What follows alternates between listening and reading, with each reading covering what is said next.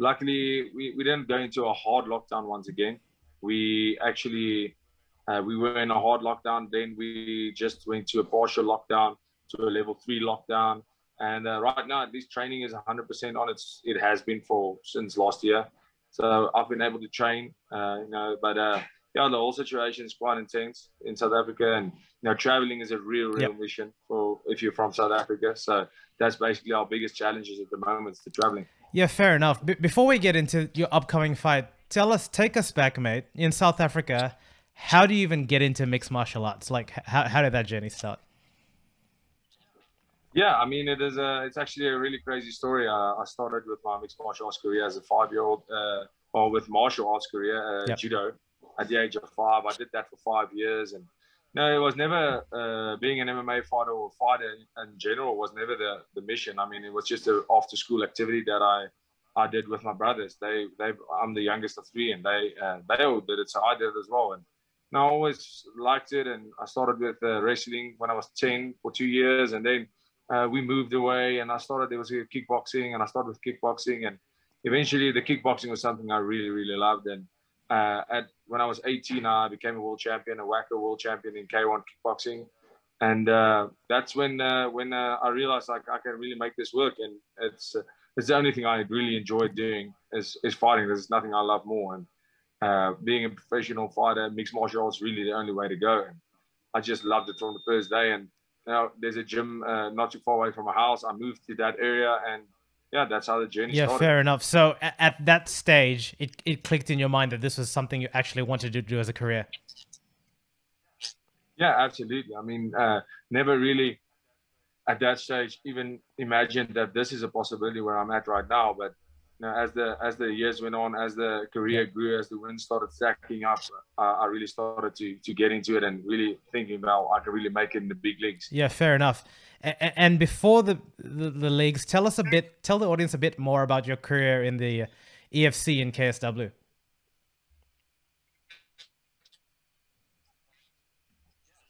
Yeah, so I had my first professional fight when I was 19, 6 months after high school, and in the UFC, I had 4 fights, got my first title shot. I unfortunately lost that one to Gareth McLellan. He's directly after that fight, he got signed by the UFC.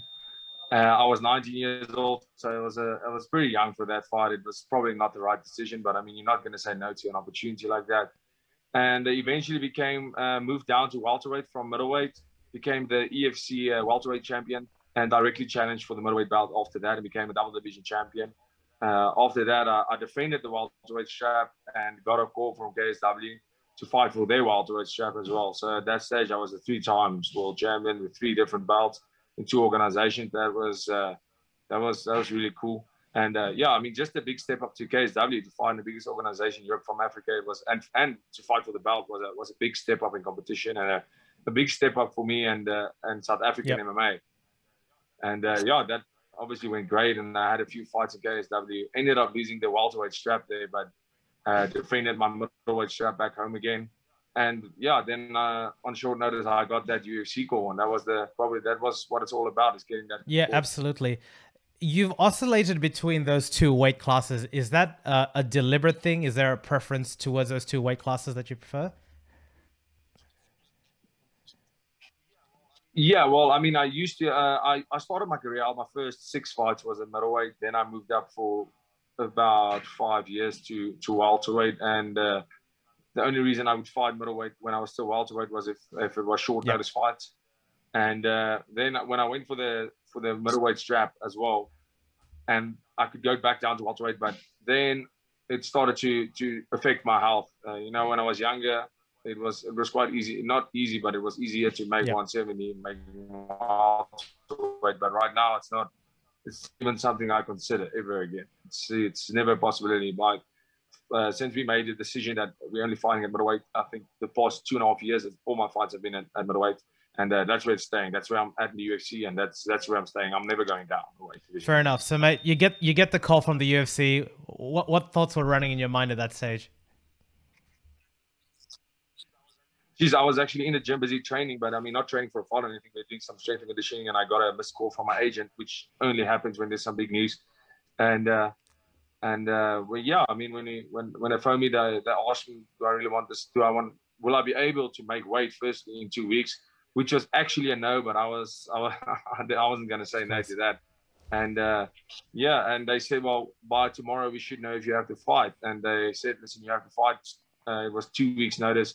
But I mean, the thought right there is, it's almost surreal. You know, their whole career has been all about that moment. The past 10 years have been about that moment. And geez, I mean, there were some guys in the gym with me. I'm the first guy from my gym to go to the UFC. So it was a massive, massive day for us. And the preparations for the fight, the peaking, everything's immediately started. Everybody had to start watching footage. Everybody had to start, you know, getting ready for. We only had, I think we had 7 days before I flew out to Abu Dhabi. So we had 7 days of preparation with the whole team, and then I was gone. So it was, yeah, everything had to change. The sleep schedule had to change. Everything, the diet, dramatically, training, everything had to change. But I mean, it was the greatest moment of my life. Of course. And tell us about the lead up to the fight. Obviously, Marcus Perez. I know a lot was said about like the stare down. How did you absorb that whole experience? Yeah, I mean, I saw some of his stare downs. He did the whole Joker mask thing, and to be honest, I didn't give it a lot of thought to it at all. I honestly just said, well, I mean, he's got to do what he's got to do, and I'm going to do what I'm going to do. It's no, my opponent's never going to be able to throw me off my game. And I mean, I did what I do when I do a stare down. He did what he did, and I mean, it's almost like, I mean, if you talk about those mind games, if that has any effects on you, it's almost something like you're losing that mind battle from the get-go. Of course. And talk to us about the pressure, mate. South Africa is not necessarily at this stage well known for fighters. I mean, the rugby is a completely different thing, but did you feel added pressure representing your country? Yeah.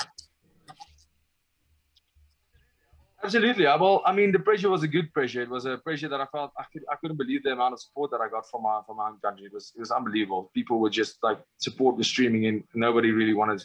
Everybody was just backing you at this fight, and the amount of people that watched the fight, the amount of people that, you know, before and after the fight gave me their wishes. It was amazing, and the pressure was insane because I immediately realized how big the situation is for African MMA and for me as a fighter. Everything was, but yeah, the pressure was on, but it wasn't anything more than any other fight would have been. It's at the end of the day, it's every fight is the most important one of my career because every fight has its implications, and you know, yeah, definitely added pressure because of the magnitude of the situation. But pressure is why I thrive. I enjoy that pressure. That pressure just made me perform the way I did. Yep, fair enough.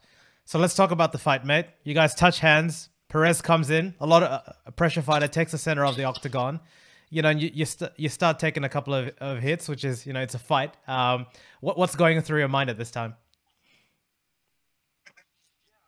Yeah, I mean, so, you know, watching Perez's footage before the fight, he's really a guy that he doesn't fight a high-paced fight. He's never been finished, and he makes the fight slow. He likes to keep it in the clinch, you know, strike on the outside, but never really, you know, putting up the pace with the striking, more of a striking with the intent of clinching up with the body kicks, all that. And, you know, my plan was to take the center and, you know, keep the fight, stay in the center and, you know, not giving him the clinch, because that's the only way you can slow the fight down. I don't want to slow the fight down. I want to go in there and get that finish.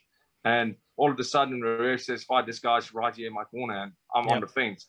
And the biggest thing is that the whole first minute of the fight, I was basically spending that whole minute trying to get off the fence and you know, relieve some pressure and not eating too much shots while trying to do that, because you know, the only way for me to really get off that fence was to clinch with him, and that wasn't the game plan at all. That wasn't the plan. So I had to move and almost, you know, take a few shots to be able to get out of that pressure situation and get myself to the center of the octagon.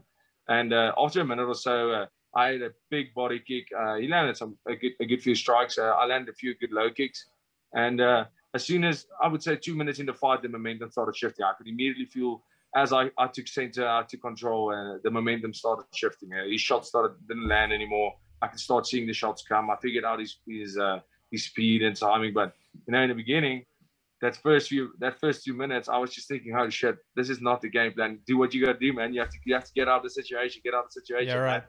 But yeah, and I mean, it's all that emotion. I mean, fighting your first UFC fight on the main card, and yeah, everything is going as like exact opposite of what the game plan is. I think the great thing about fighting is you can spend months preparing. In your case, maybe not quite months. You didn't have a fight camp, but in the end of the day, it's a dogfight, right? Things can throw out of the window, and you're just stuck in a cage with a guy that just wants to end you.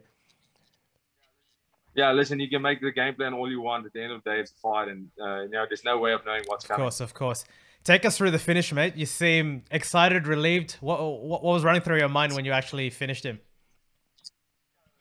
Yeah, when I landed that shot, that was one thing we did prepare for that particular fight. We had 2 weeks, so we knew. I saw in every single fight he threw that spinning elbow. He did it in every single fight that he was in. Every time he was up against the fence, when he was in pressure, when the pressure was on him, he would use that almost as a scapegoat to use that spinning elbow to either connect or get just creating a scramble where he can get his back off the fence. And it was almost like we trained that thing with the pads, trained that with my sparring partners, the little time we had to prepare. But that was one thing that wasn't great in my mind, was he does throw that, especially when the pressure is on him. And like you saw in the fight, as soon as he turned, it was a matter of split seconds, and the shot just immediately knew where to go. It's something that we saw in watching his footage, and it's something I honestly didn't think I'd catch him with a counter for that on the first try. But I was wary of that elbow the whole fight. That whole fight, I knew as soon as I'm going to put the pressure on and he's going to be against the fence, I have to watch out for that elbow. And the first one came and the muscle memory kicked in, and I just caught him straight behind the ear. And when I landed the shot, I could feel it was a proper shot. I didn't think he was out cold. And but as soon as I landed the follow-up shots, I just knew it was over. And there's no relief like that in the world. That ref saying stop, and finishing a guy that's never been finished. It couldn't get any better for me. It was such a big moment. It's almost unbelievable. It's unreal. You can't really put it into words. It's a feeling very few people will experience in their life. Yeah, fair enough, man. Good start, March 20th. Yeah, it's part 2. It's the second chapter of the show, mate. How excited are you to have a full camp? Like, do you think it makes how much of a difference do you think a full camp makes?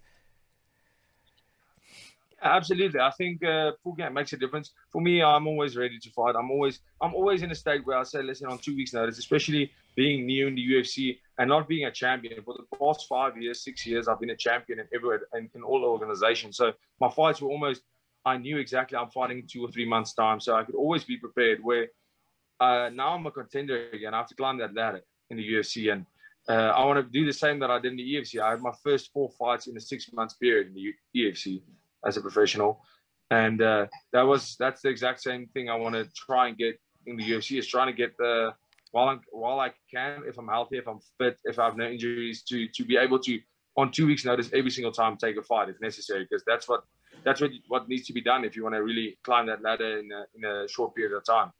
And having a camp's always great, but I never really trained specifically for an opponent. I never really trained specifically for a fight.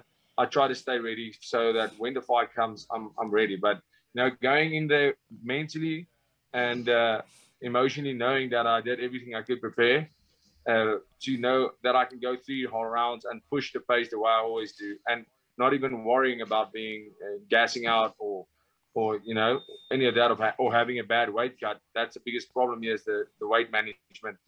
It gives me a lot more comfort going in. I'm going to be a lot more calm in there, and know that I can trust in my preparation. Yeah, fair enough. Are there any things that from your last experience in the Octagon that you think will translate well in your second time around? Yeah, absolutely. There's one thing I did see, which is it's really an obvious observation, is you're fighting in the UFC, man. There's everybody in there is a killer. Everybody in there is fighting for something. Everybody in there is living their dream, and there's no easy fights in the UFC. Yeah, absolutely. Look, when you look at a guy like Trevon Giles, I'm assuming you've now seen tape on him. What about his game stands out to you? Yeah, like obviously it's no secret he has a great jab. His jab is really on par. I do see a little bit of a one-sided game from him, where at the same time he's pretty all around. But he can fight everywhere, but he's not a master anywhere, which is in some cases a good thing. But I've seen in past performances, he can really go the distances if he fights his pace, if you fight his style, which is quite a slow style. Even though there's big bombs being thrown, it's almost like he waits, and he throws his big combo. Whereas the game plan, of course, me being is I fight. If you look at all my fights, I try to push that pace as hard as I possibly can. And I think I saw the fight which he had with James Krause, where Krause only had 24 hours notice, and Krause just pushed that pace. And Trevon Giles was even more tired at the end of that fight. In the third round, he was even more tired than Krause was, which is that is something that you look at. And I know I have the gas tank to go. I've been fighting 5 rounders for the past 6 years, every single fight. So I know I have the gas tank to go that third round, 3 rounds, and really push that pace. And yeah, that's something that did stand out for me. Of course, he has bombs. He has really hard shots. He has good wrestling against the fence. He's a great fighter. He's a durable guy. And listen, you don't want to sleep on Trevon Giles. He's a really big puncher. He's a good guy. He doesn't seem to talk too much smack. He's a brilliant martial artist, and it's going to be an honor to share the In your mind, how do you see the fight ending? I see the fight ending in the second round TKO. Yep. With a lot of the North American fighters, and that it's a bit of a generalization, quite a bit of it is grappling centric. Do you feel that that's a disadvantage to you, or is that something that you're more than comfortable with? Yeah, I'm 100% comfortable with that. That's one thing that I do feel is my stand-up is very unique. My wrestling and grappling I'm not scared to wrestle or grapple with anyone in the world. I have 9 victories by submission. I have 6 victories by knockouts or TKOs. And for me, that's what MMA is all about, is to be able to fight wherever the fight goes. And in a fight like this, it's honestly a fight where wherever this fight goes, I do believe I'm better. And that's why if this fight has to go to the floor, I'm more than happy to spend it there. If it has to stay in the clinch, I'm more than happy there. And stand up, obviously being a big advantage, I think I'll have quite a bit of a reach advantage. But I'm a bit taller. I think I'm a bit bigger. And strength-wise, if you just look at the physiques, I mean, I'm not saying all muscular looks strong isn't necessarily stronger. All I'm saying is, as far as power goes, I've never been outpowered by anyone before, as a middleweight or welterweight. So that's something I do take pride in, is the fact that I can use my strength and do it for 3 rounds easily. And that's this fight, it's almost hard to predict, because I'm really looking in this fight. The last fight, everybody saw that I have knockout power, and maybe in this fight, I can maybe try and show that I have a lot more than power in my hands. Yeah, fair enough. The headline of the card has 2 middleweights as well, in Brunson and Holland. How do you see that playing out? Yeah, I mean, I've trained with Brunson. He's an extremely nice guy. He's a really great fighter, and I think Kevin Holland's last victory, it was a great victory, but I think it got him into a little bit of trouble. He's in the Sharks now, and I honestly see Brunson winning that fight, just overpowering Holland. Holland's weight, I think Holland is not a middleweight, and he's tall, but he's very skinny. I think Brunson is a really good fighter with a lot of punching power and really good wrestling. So yeah, it's going to be a very interesting fight, but I'll be, as a betting man, I'll put my money on Brunson. Nice one. And middleweight, mate, there's a pretty decent queue at the top. Obviously, Adesanya is going to do his thing at light heavyweight, but Costa, Whitaker, Vittori. How do you think your skill set stacks up with the creme de la creme of that division? Yeah, listen, the middleweight division is a really tough one. It's a tough division, especially once you step into that top 10. But I think skill-wise, I think as far as all-around game goes, with taking into consideration strength, fitness, all that, I believe I'm 100% capable of beating and competing with the best in the world. Right now, for me, it's not that I'm standing back to any of these guys in terms of I think they're better, stronger, or any of that. It's just a matter of experience in the Octagon, getting through this first contract and finding a home in the UFC and getting my feet in the UFC Octagon. My first fight was 3 minutes, and Yeah, fine.